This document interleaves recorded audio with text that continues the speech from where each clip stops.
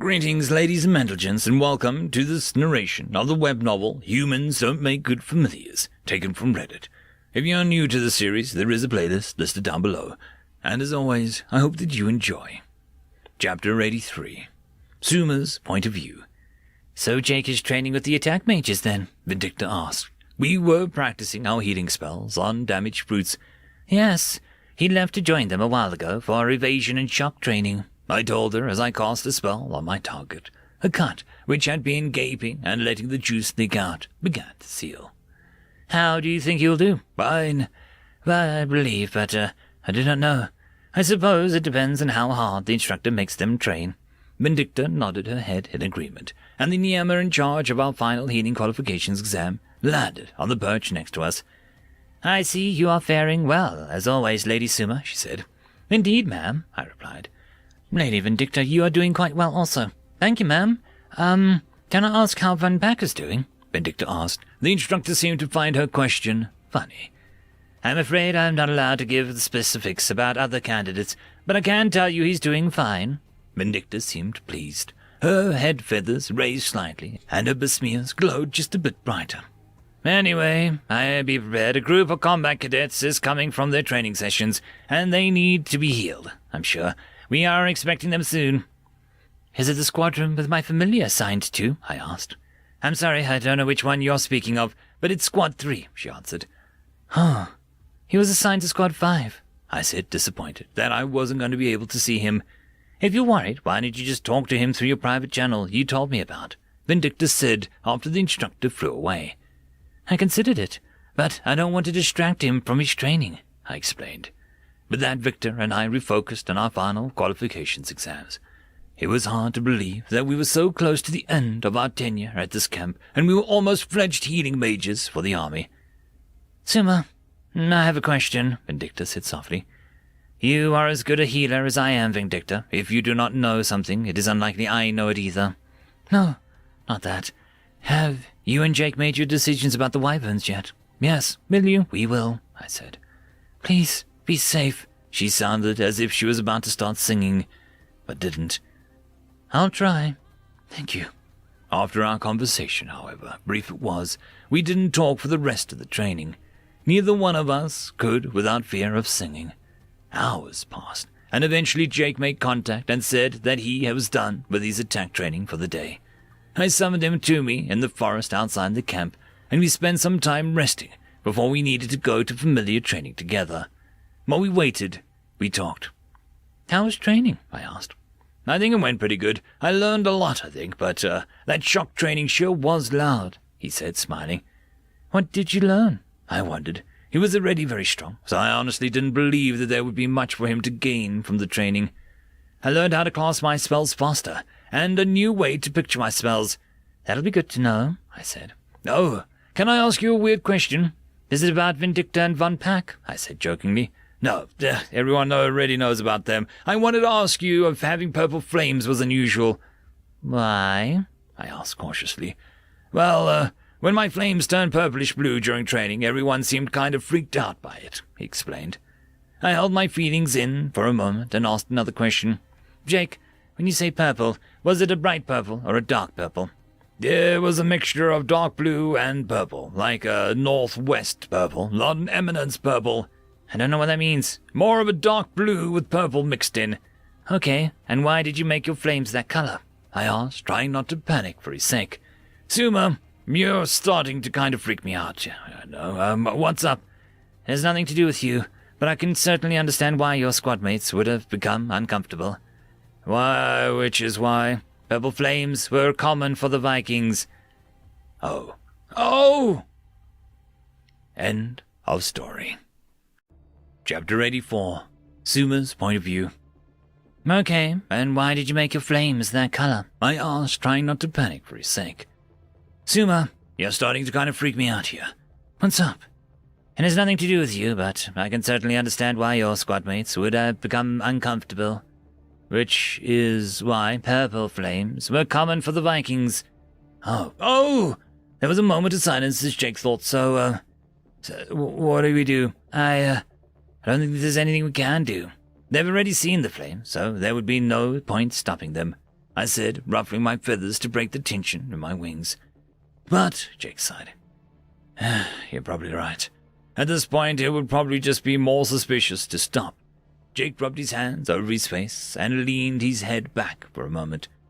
Zuma, I know a bit about the Vikings from my world's history, but what do your people know about them? Is there anything else I should try and avoid doing? What do you mean? Like purple flames. Are there any other defining traits I shouldn't do? Things that would make people think I was a Viking? A few things, I suppose. But there were so many legends and myths from the period that what the Viking is and what they could do might be dozens of different things, depending on the country. Okay, let's start with the simple stuff first, he suggested. I took some time and explained what I could remember from what I'd learned or heard over the years. It wasn't much more than what he already knew, though. Chaos magic, purple spells, and incredibly powerful. Is that really the extent of what your people remember? He asked. I'm sure there is more, but I'm also sure that I don't know it, I explained. Jake leaned against one of the surrounding trees, seemingly in deep thought. You said the other countries have different views than Vikings, right? Can you tell me about those? I only heard about it from my father, so I'm not sure how reliable it will be, I told him. It's fine. Just curious. Well, when my father was young, he once traveled to an island of Sangu. This was before the fall to the Southern Union. He was a merchant's assistant at the time, and that meant that he would travel to different countries to trade goods. He told me that the Roshaya, that's what the people of the island call themselves, were once visited by angry gods they called Viki, beings created by Chaos Dragon, to sow terror into the realm until his return. And they were Vikings, I explained. So what happened? My father eventually left the island and... No, I mean, what happened to the Roshaya? Oh, I don't know. I was young when he told me the story about them, so he probably left out most of the story. Jake sighed. I know about the Viki, a voice from behind suddenly announced, surprising both Jake and myself. I was in control of myself mid-air and fell on my back. At a thud, followed by a groan. I turned to see what happened after regaining my composure and saw Jake kneeling on the ground, holding the back of his head. A low-hanging tree branch had been almost completely snapped off the tree as he was leaning against. My apologies, I didn't mean to frighten you, the voice said. They fluttered down from the branch that they were resting on and landed beside us. It was one pack. Are you okay, Sir Jake? He asked. He rubbed the back of his head and winced. Fine. I just hit my head when I jumped back. One pack? What are you doing here? I wondered. I was He looked uncomfortable. The feathers on his head were up slightly, and his besmears were slightly brighter. What I was doing is unimportant, but I do know about the Viki, if you are interested. How do you know about them? Jake asked, standing back up. My family used to visit the island of Sangu during the winters. The cold wasn't as harsh there, so it was more bearable. Okay. So what do you know? Jake asked. Just a few years after the ravaging, the Roshaya were able to restore peace to their island. It was one of the few places that the Chaos Dragon hadn't visited yet in his rampage. So while they were affected, it was mostly from indirect methods like disturbed weather patterns and fewer fish. The Roshaya eat fish? I asked, disgusted. Yes, it's actually rather delicious if prepared right. But back to the point. One day, a sea flyer like they had never seen before appeared on the horizon. From it, the Viki came. At first, they avoided them at all costs. The Viki settled on the island, furthest point, deep in the wilds of the forest, so seeing them was rare. However, one day a Niema, whose name was lost to history, approached the Viki and attempted to drive them off the island with his magic. The Viki did not take kindly to this. You see, the Roshaya believed the Chaos Dragon chose to spare them for their good nature, and sent a portion of his soul to live with them. But when they attacked the Viki, it angered the Chaos Dragon, so he empowered them to strike down the arrogant and evil hearts. But I thought the Chaos Dragon was the bad guy, Jake asked, confused. He is, I confirmed. The Roshaya are a strange people, with unusual beliefs. So let me see if I have this straight. The Roshaya believed the Chaos Dragon gave the Vikings, or Viki, its power as a way to punish them, Jake asked. Indeed, one pack said. It is an interesting story, but unfortunately doesn't help much, I said, disappointed. Did the stories mention the Vicky preferring to utilize and special and easily identifiable magical techniques that Jake should avoid? Not to my knowledge, other than death magic and other forms of chaos magic, anyway, Von Pack said. Thanks anyway, Von Pack. It was an interesting story. It's weird hearing all these alternate histories of your world and mine. Cool, though. I'm sorry I couldn't be of more assistance. It's okay. But I do have another question for you, Jake said. Yes. You were on your way to see Vindicta, weren't you? Jake's tone of voice was teasing, almost mocking, really. Von Pack answered Jake's question, not with words, but decidedly turning and flying away. They make a cute couple, I joked, and Jake laughed. End of chapter.